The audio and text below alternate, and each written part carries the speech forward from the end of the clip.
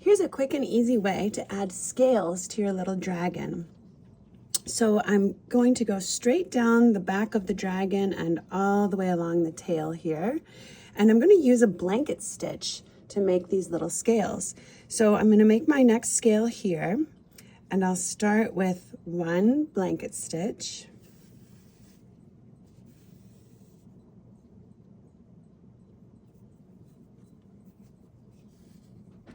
And then right next to that, I'll make another blanket stitch.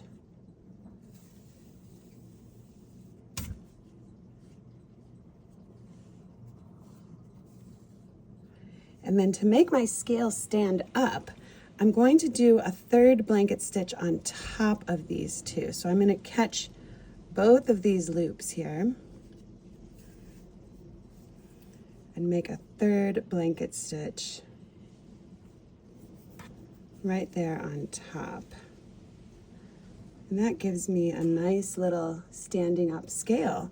I can make them bigger if I want. I could add another blanket stitch right behind it to make it a little bit of a wider scale.